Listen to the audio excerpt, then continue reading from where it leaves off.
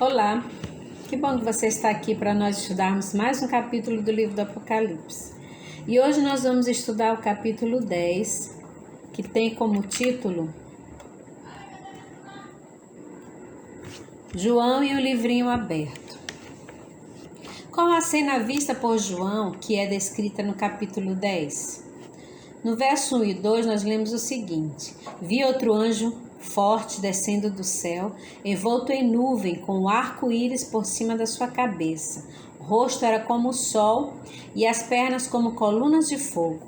E tinha na mão um livrinho aberto, pôs o pé direito sobre o mar e o esquerdo sobre a terra. Quando nós começamos a estudar o livro do Apocalipse, nós falamos que algumas vezes teríamos que retornar ao livro de Daniel para nós entendermos bem a questão da profecia do tempo do fim, né? Porque Daniel ele foi escrito há muito tempo atrás e algumas profecias não foram esclarecidas, né? E já no livro do Apocalipse, essas profecias que estavam no livro de Daniel foram esclarecidas através da revelação que João recebeu, certo? E no livro do profeta Daniel, nós encontramos uma cena semelhante a essa que João teve. Nós lemos o seguinte: Tu, porém, Daniel, encerra as palavras e sela o livro até o tempo do fim. Muitos o esquadrinharão e o saber se multiplicará. Então eu, Daniel, olhei, e eis que estavam em pé outros dois, um de um lado do rio e o outro do outro lado. Um deles disse ao homem vestido de linho, que estava sobre as águas do rio: Quando se cumprirão estas maravilhas? Ouviu o homem vestido de linho, que estava sobre as águas do rio, quando levantou a mão direita e a esquerda ao céu e jurou, por aquele que vive eternamente, que isso seria depois de um tempo, 2 tempos e metade de um tempo. E quando se acabar a destruição do poder do povo santo, estas coisas todas se cumprirão. Esse anjo que é visto por João é o próprio Jesus. É o mesmo que é visto por Daniel, que é chamado de Miguel, certo? Miguel é Jesus. E o tempo que esse livro seria aberto é dito pelo anjo: 1 tempo, 2 tempos e metade de um tempo. Esse tempo se refere ao período da supremacia papal, que foi do ano 538 a.C. até o ano de 1798. Se você está lembrado, quando nós começamos a estudar o livro do Apocalipse, nós dissemos que um tempo representa um ano, né? Ou seja, um tempo é um ano, 2 tempos são 2 anos e metade de um tempo, 3 anos e meio, ok?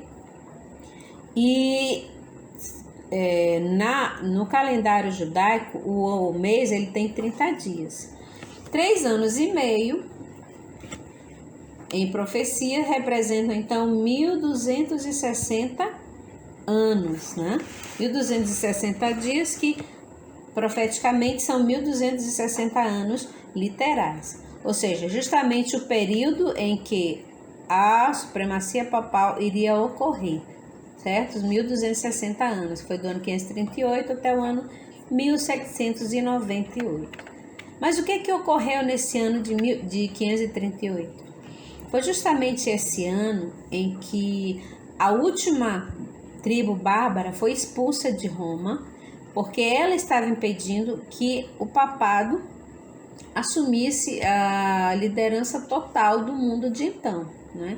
Então, os ostrogodos, quando eles foram expulsos de Roma, aí o papado tomou conta como sendo a última voz, a principal voz, ele que ditava as regras, né? E justamente nesse ano de 538, Justiniano foi considerado o primeiro Papa universal da Igreja Católica, né? Houve outros papas antes dele, mas não tinham a supremacia que ele passou a ter agora, né? E essa supremacia papal terminou no ano de 1798, foi o ano em que Napoleão Bonaparte mandou um dos seus generais, o Berthier, prender o Papa Pio VI e levou para o exílio. Ali, então, a Igreja Romana perdeu o seu poderio de mandar em quase todos os governos, regimes governamentais daquela época, né? E foi justamente o ano em que terminou a Revolução Francesa, que ela durou 10 anos, né? Foi do ano de 1989 até o ano de 1789 até o ano de 1798, né? Foi o período da Revolução Francesa. Mas na frente a gente vai estudar com mais detalhe essa questão da Revolução Francesa dentro da profecia. E este livro, Na Mão do Anjo, aqui em Apocalipse, é justamente o livro de Daniel, que não estava de todo selado, né? Somente a parte que se referia ao tempo do fim. Ou seja, aquela parte da estátua que Nabucodonosor teve o sonho, dos animais que Daniel teve a visão, não estavam selados essa parte, porque era do contemporâneo da época em que ele vivia, né? A única parte que foi selada do livro de Daniel foi a parte que se referia às profecias do tempo do fim, né?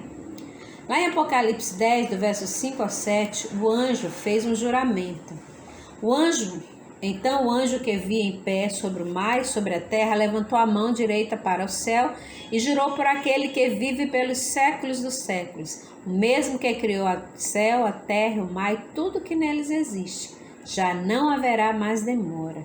Mas nos dias da voz do sétimo anjo, quando ele estiver para tocar a trombeta, cumprir-se-á então o mistério de Deus, segundo ele anunciou a seus servos os profetas, né?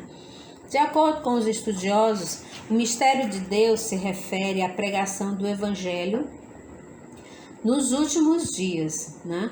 Lá em Mateus 24:14, Jesus disse que este Evangelho do Reino será pregado em todo o mundo e então virá o fim. E é justamente a essa pregação do Evangelho que o profeta está se referindo aqui ao mistério de Deus. Ou seja, quando já estivesse nos dias do sétimo anjo tocar a sua trombeta, né? Nós estudamos até a semana passada, até a sexta trombeta, que ainda falta ser tocada a sétima. A sétima trombeta vai ser a volta de Jesus, é anunciando que Jesus está voltando, tá? E então, o anjo falou para Daniel que o mistério, para João, que o mistério de Deus então seria anunciado nesse período, né?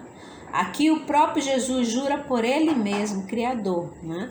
Sendo que o livro Na Mão do Anjo é o livro de Daniel, o fim do tempo descrito aqui não é o fim do mundo, e sim o tempo para o cumprimento das profecias de Daniel, que estão no capítulo 8 até o capítulo 12 do livro de Daniel, ok?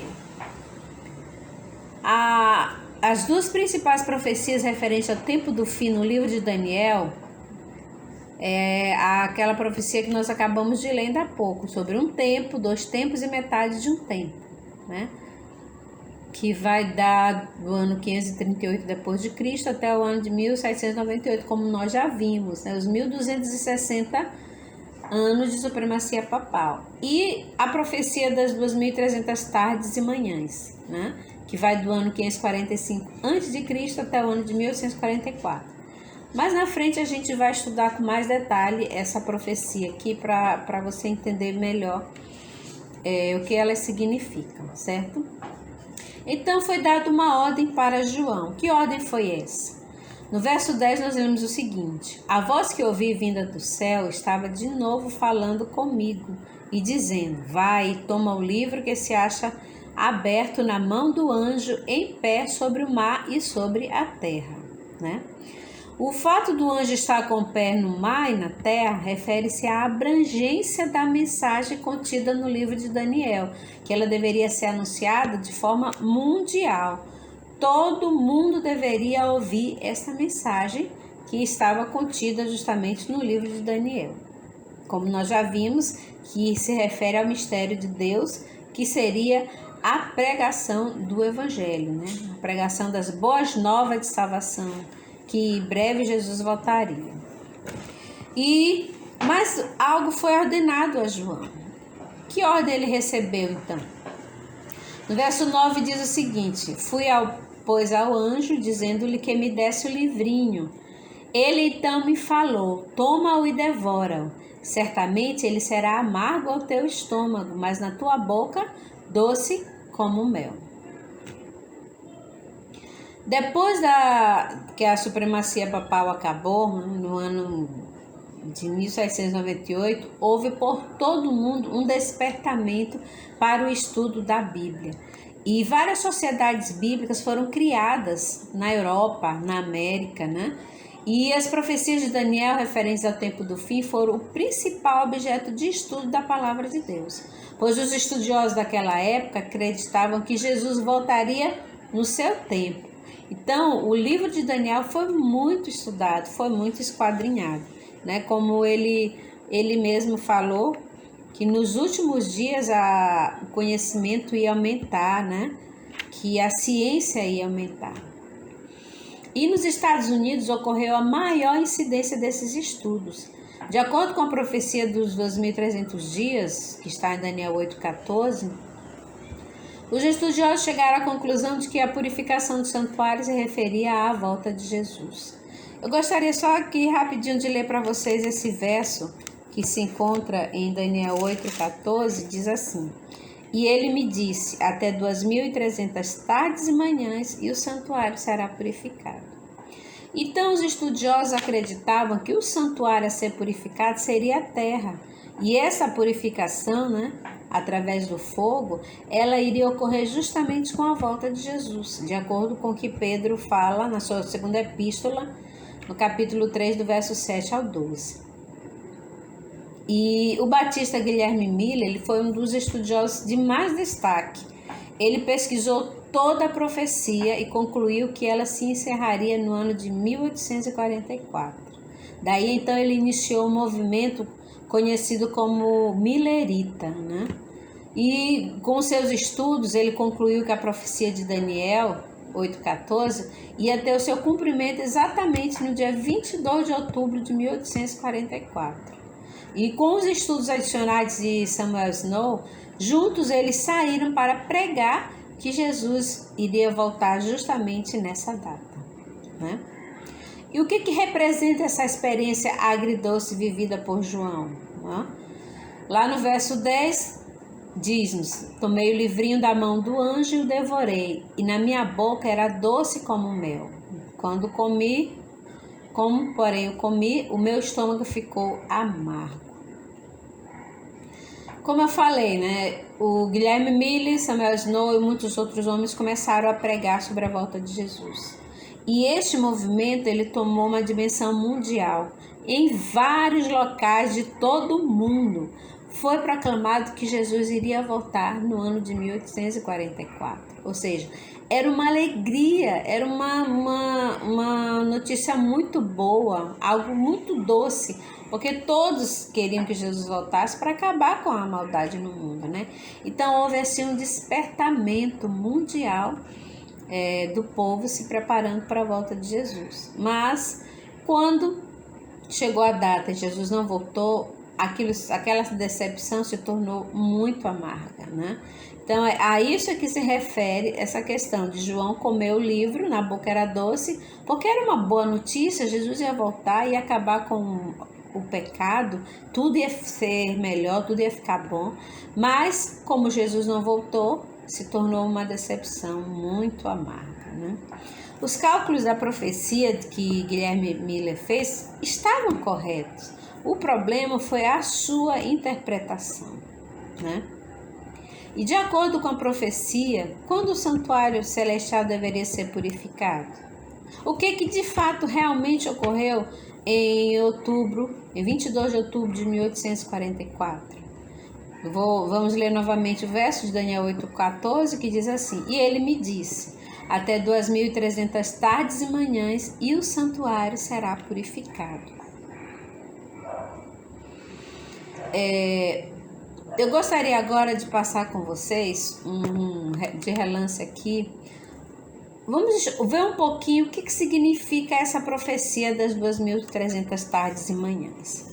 A chave para a gente compreender Daniel 8,14 é a profecia das 70 semanas de Daniel, né, que estão no capítulo 9, do verso 24 até o 27. Nós lemos o seguinte: 70 semanas estão determinadas sobre o teu povo e sobre a tua cidade, santa cidade, para fazer cessar a transgressão, para dar fim aos pecados, para expiar a iniquidade, para trazer a justiça eterna, para selar a visão e a profecia e para ungir o santo dos santos. Sabe e entende, desde a saída da ordem para restaurar e para edificar Jerusalém até ungido ao príncipe, 7 semanas e 62 semanas. As praças e as circunvalações se reedificarão, mas em tempos angustiosos. Depois das 62 semanas será morto o ungido e já não estará. E o povo de um príncipe que há de vir destruirá a cidade e o santuário. E o seu fim será num dilúvio, e até ao fim haverá guerras.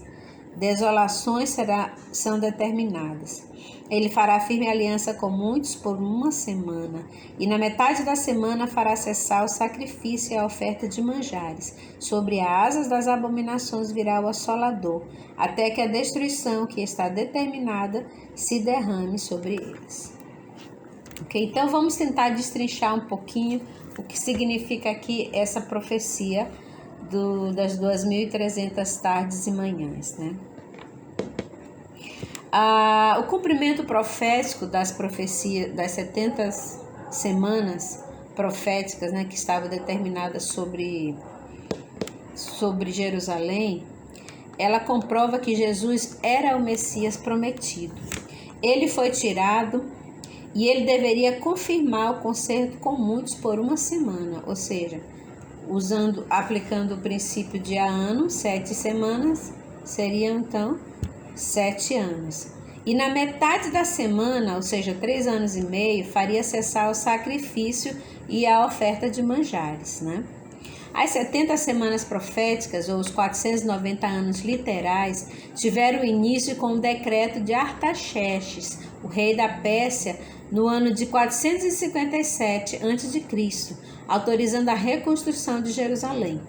Isso nós encontramos lá em Esdras 7, do verso 11 até o verso 26.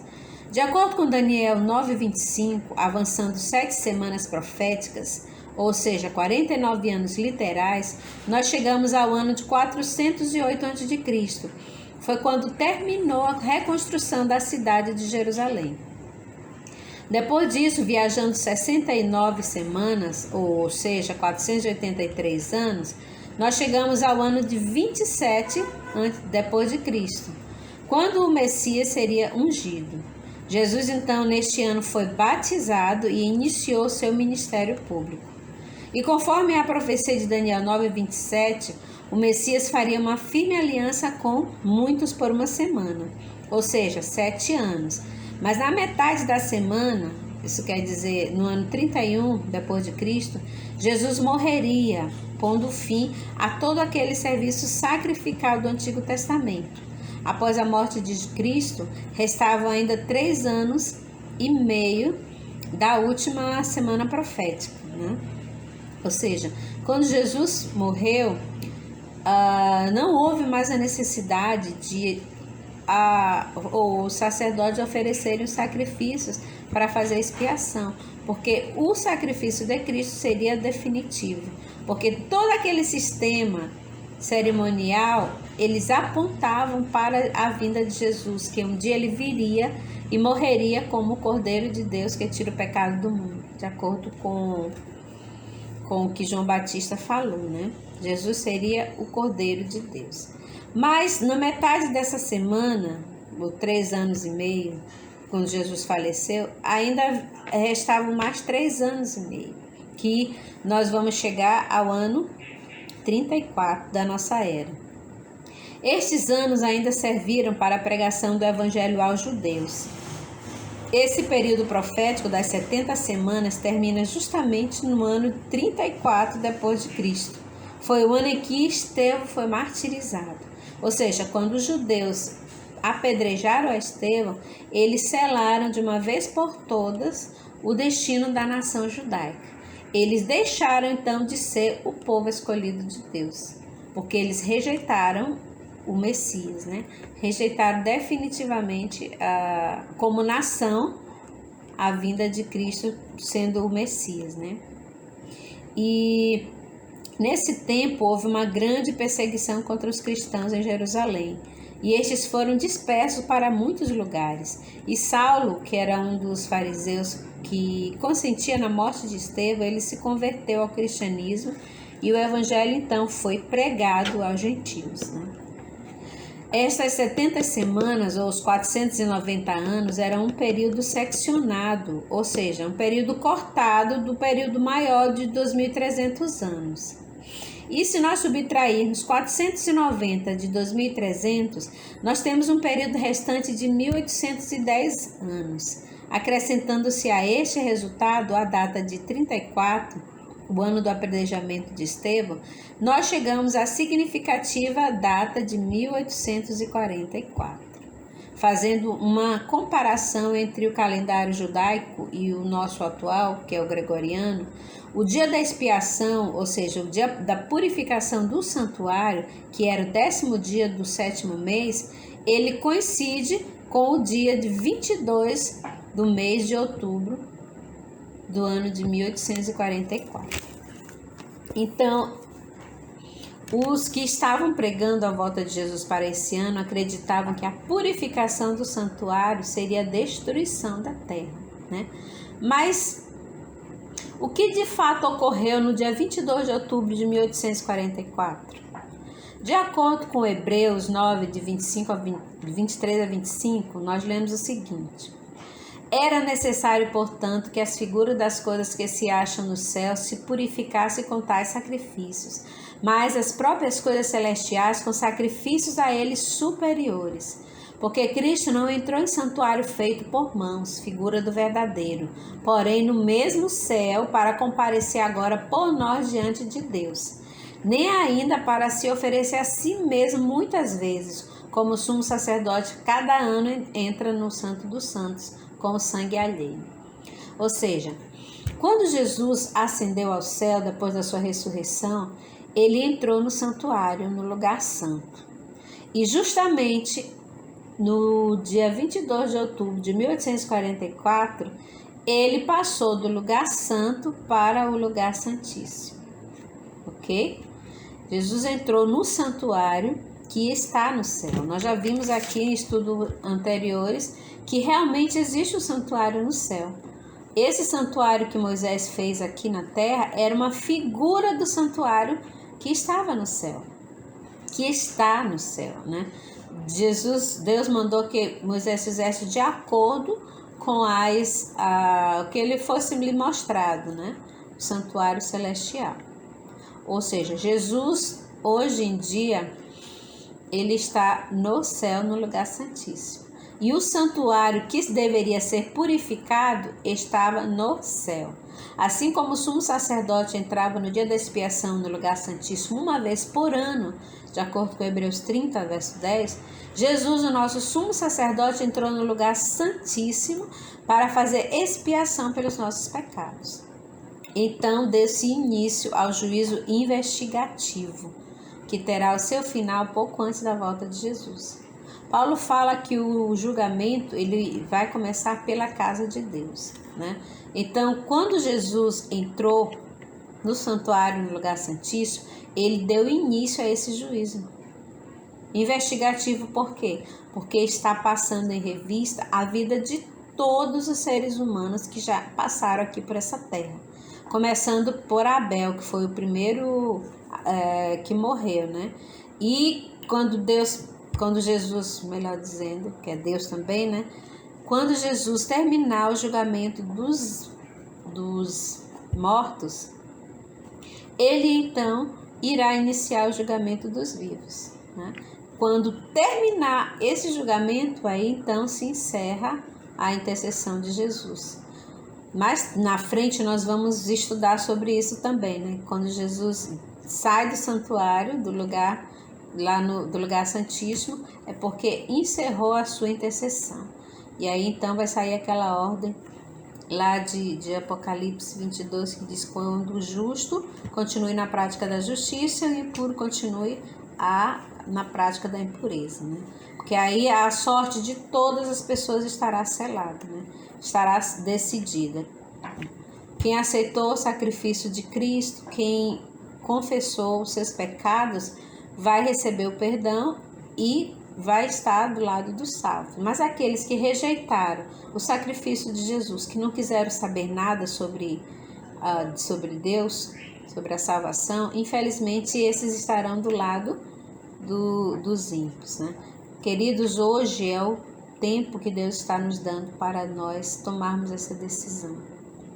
Por enquanto, neste momento, Jesus encontra-se no lugar, no santuário celestial, passando em revista a vida de todas as pessoas que já viveram, das que estão vivas, né?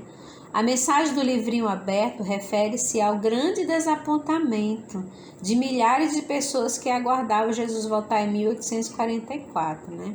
E assim como todos os que aguardavam a volta de Jesus em 1844, eles se desapontaram, da mesma forma os discípulos se desapontaram com a morte de Jesus, achando que era o fim de todas as coisas, né? De todos os seus planos. E apesar de Jesus falar várias vezes para ele que ele ia ter que morrer, que ele ia ser maltratado, mas os discípulos não conseguiam entender isso. Da mesma forma, aquelas pessoas que ouviram, que pregaram sobre a volta de Jesus em 1844, elas não entenderam o que realmente significava essa profecia, que João comeria o livro, na sua boca seria doce, no estômago seria amargo. E assim como os discípulos, houve Assim como os discípulos, houve um grupo sincero que permaneceu fiel e eles buscaram entender o que de fato significava essa profecia dos 2.300 dias. E para esses fiéis, Jesus revelou a verdade, né? E serviu também para mostrar aqueles realmente que estavam sendo sinceros ou não na sua decisão, né? Muitos estavam ali, acho que com medo, por medo de morrer eternamente, do fogo, do inferno, né? Mas, então, esses que não eram sinceros na sua decisão de seguir a Jesus, eles abandonaram, mas um grupo permaneceu fiel. E então foram estudar realmente o que significava. E Deus revelou para eles que esse acontecimento, a purificação do santuário, era no céu, era dando início ao juízo investigativo, e não ao fim do mundo, a destruição de tudo, né? E nós estamos vivendo hoje no grande dia da expiação profética. Quando Jesus encerrar a intercessão, ele retornará para dar a cada um segundo as suas obras, né? De acordo com Mateus 25, do verso 31 a 46, né? Que fala sobre a cena do grande julgamento, quando Jesus vai dizer aos que estiverem à sua direita: vinde benditos de meu Pai, possuí por herança o reino que vos está preparado desde a fundação do mundo. E vai dizer aos que estiverem à sua esquerda: apartai-vos de mim, malditos, para o fogo. Certo? Então, queridos, isso é uma decisão que cada um tem que tomar. A gente está aqui mostrando para vocês a verdade, querendo que todos sejam salvos, que todos conheçam essas boas novas de salvação. Mas aqueles que recusaram, aqueles que não quiserem aceitar esse convite, infelizmente vão ter que ouvir essas palavras duras de Jesus: apartai-vos de mim, malditos, para o fogo. Por isso, então, foi dada uma ordem a João também. No último verso desse capítulo, nós lemos o seguinte: então me disseram, é necessário que ainda profetizes a respeito de muitos povos, nações, línguas e reis. Ou seja, essa profecia de Daniel, tempo do fim, ela teve o seu cumprimento, o início, a partir do ano de 1798. Nós chamamos esse período de lá para cá como o período do tempo do fim, certo? E ele vai se estender até o final do mundo com a volta de Jesus. Por isso que essa ordem foi dada a João, que ainda era necessário profetizar para muitas pessoas, muitos povos, certo? E é o que nós estamos fazendo aqui para vocês, levando essas mensagens de salvação, que Jesus ama todos nós, né? Ele quer todos nós com ele. todos sejam salvos. E Deus tem um povo nesses últimos dias que permaneceu fiel a essas promessas, né? A igreja remanescente de Deus, que esteve oculta no deserto por 1260 anos, nós vamos estudar isso quando virmos o capítulo 12 de Apocalipse, seria revelada como um movimento mundial e restauraria as verdades bíblicas por tanto tempo pisoteados pela ponta pequena, né? De acordo com Apocalipse 14, versos 6 ao 12. Então, meus queridos, o principal ponto desse estudo é esse. Iniciou-se o juízo investigativo. Deus, na pessoa de Jesus Cristo, está intercedendo por cada um de nós. Por enquanto, Ele está sendo nosso advogado, mas um dia Ele vai voltar como nosso juiz. E aí, infelizmente, não vai mais ter chance de salvação para ninguém. Por isso é que a gente faz esse apelo para você. Aceite esse convite de salvação que Jesus está lhe dando. Não diga não para Ele, mas abra a porta do seu coração e aceite o sacrifício que Cristo fez na cruz do Calvário por você. Ele quer tê-lo no céu, mas você precisa se decidir. Que Deus te abençoe, que você realmente reflita sobre esses temas e procure conhecer cada vez mais a verdade. Se entregue a Jesus, pergunte dele e fale. Peça para ele mostrar a verdade para você. Que Deus te abençoe e fique com Deus. Amém.